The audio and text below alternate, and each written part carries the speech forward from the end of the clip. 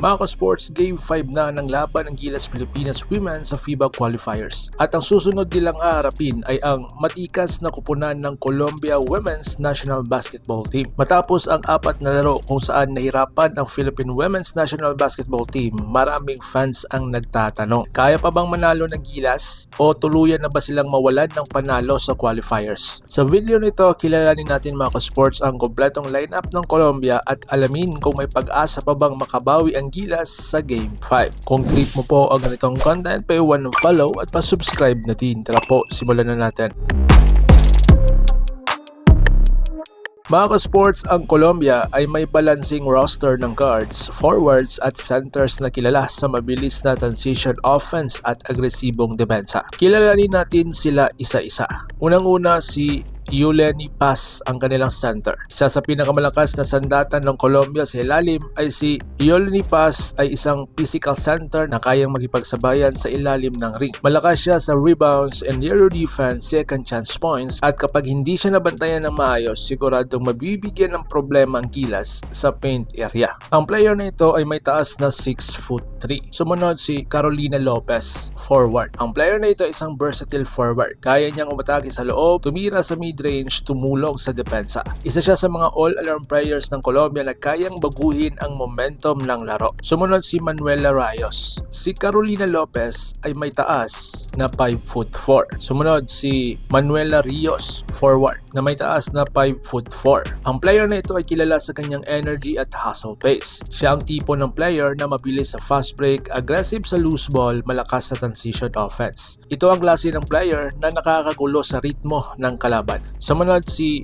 Mavel Martinez, guard, na may taas na 5'10". Sa backcourt naman ay naroon ang player na ito. Isa siyang scoring guard na kayang umatake sa drive, tumira sa labas, gumawa ng sariling scoring opportunity. Kung uminit ang kamay niya, delikado ito para sa Gilas defense. Sumunod si Mayerly Salcedo, guard, na may taas na 5'3". Ang player na ito ay isa sa mga playmakers ng kanilang team. Malaki ang papel niya sa ball movement, assist, pag-organisa ng offense ng Colombia. Sumunod si Jennifer Munoz, ang kanilang shooting guard, na may taas na 5'7". Ang player na ito ay kilala sa kanyang perimeter shooting. Kapag nabantayan sa labas, kaya niyang pumasok ng sunod-sunod na tres. Sumunod mga ka-sports si Marilyn Bente, na may taas na 6-footer. Ang player na po ito ay isa pang big presence ng Colombia. Malakas po siya sa rim protection, rebounding, inside scoring. Kung magsabay sila pa sa loob, mahihirapan ang Gilas sa ilalim. Sumunod si Daniela Gonzalez,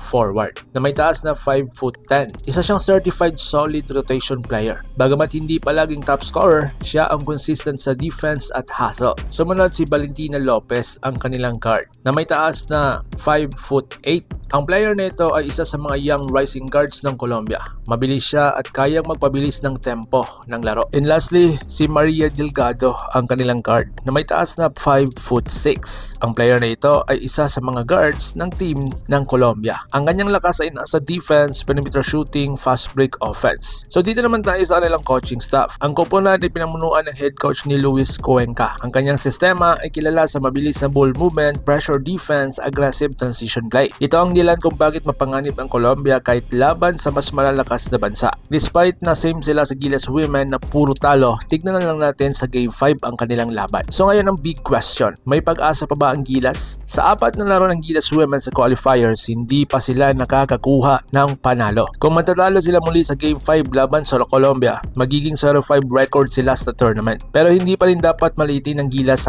dahil po may mga players silang kayang magpasabog sa tamang oras. Kung gusto nilang manalo, kailangan nilang gawin ang tatlong bagay. Unang-una, limitahan talaga ang turnovers. Hindi pwedeng magbigay ng libreng punto sa fast break ng Colombia. Pangalawa, manalo po sa rebounding. Kailangan nilang tapatan ang lakas ng Colombia sa ilalim. Pangatlo, umiinit sa outside shooting. Kapag pumasok ang mga tres ng Gilas Women, pwedeng magbago ang momentum ng kanilang laro. Katulad ng Game 4 nila mga ka-sports sa Korea na sunod-sunod ang tres. As you can see, nakita nyo po ang resulta. So ngayon mga ka-sports, hindi magiging madaling laban ito. Ang Colombia ay may solid at balanced lineup, habang ang Gilas ay naghahanap pa rin ng kanilang unang panalo. Pero sa basketball, isang magandang laro lang ang kailangan para magbago ang lahat. Kaya ang tanong, magkakabawi kaya ang Gilas sa last game nila? O tuluyan na silang matatapos sa qualifier qualifiers na walang panalo. I-comment nyo po sa baba ang iyong prediction at babasahin ko yan. Like, share, and subscribe, and don't forget to hit the bell para updated tayo pareho sa mundo ng basketball world. Laban Pilipinas puso, so paano?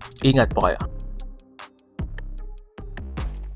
Mga ka-sports, kung hilig ninyong bumili ng mga Gilas jersey, Gilas accessories at mga gamit na pang basketball habang nanonood po kayo sa aking mga videos, kindly check this basket on this lower part ng ating video at magpa-pop up yung ating mga items sa gilid. Mga legit po yung mga items dyan, and see to it po na makabili po kayo ahead of time kasi meron po yung mga discounts and mga promos depende po sa seller. And also, kunting suporta din as a content creator po. Salamat!